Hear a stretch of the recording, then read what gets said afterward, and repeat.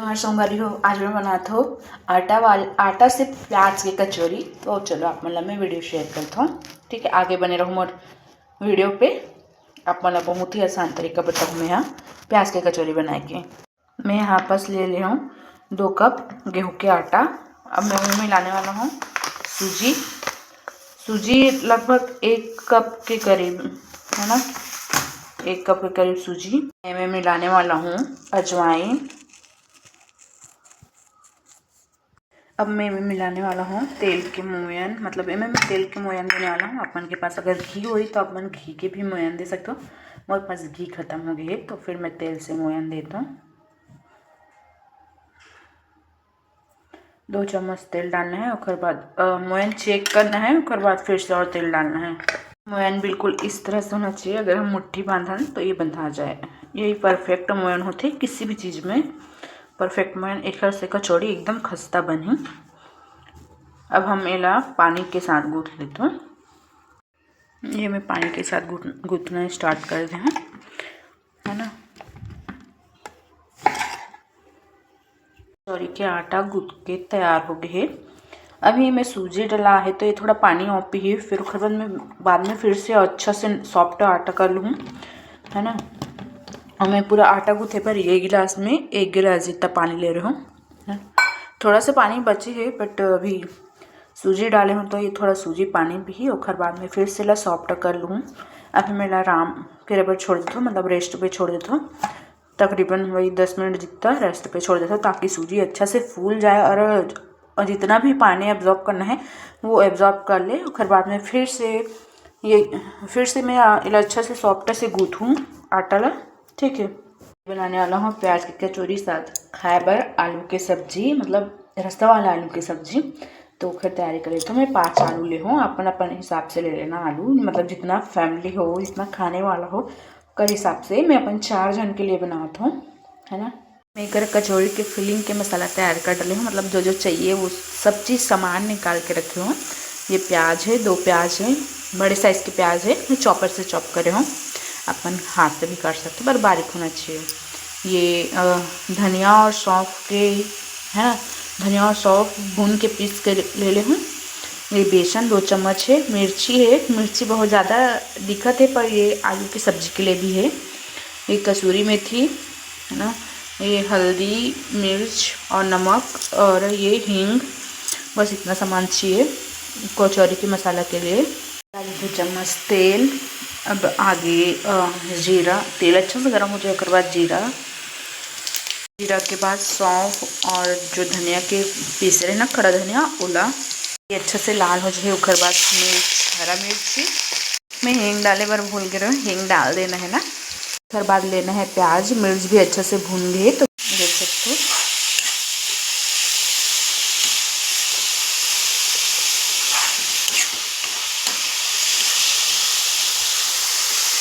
लगभग भून के हो गए तो अभी मैं यहाँ हल्दी, मिर्ची और नमक डाल देता हूँ,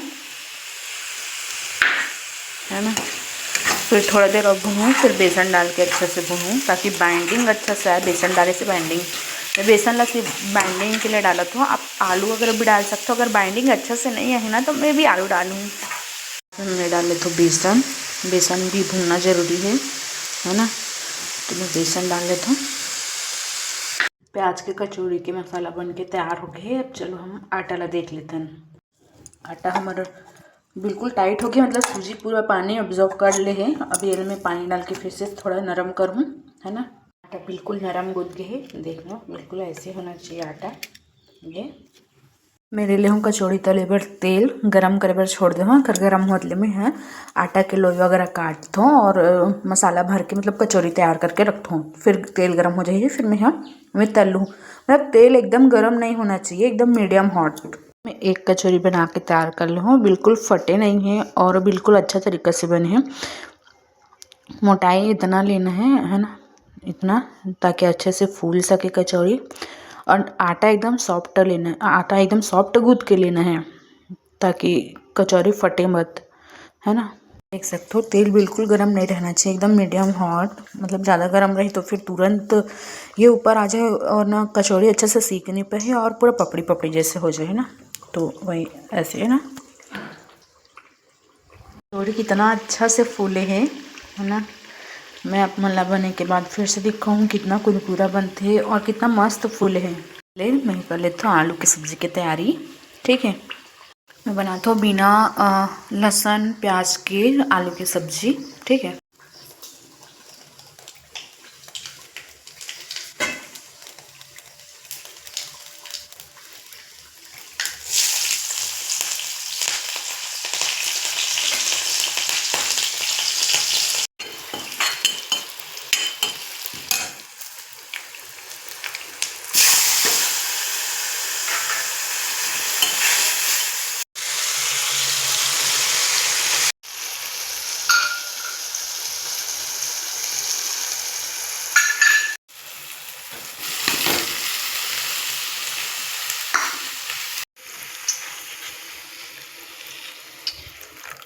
अपन हिसाब से पानी डाल लेना है, कितना गाढ़ा कितना पतला रखना है उसके हिसाब से।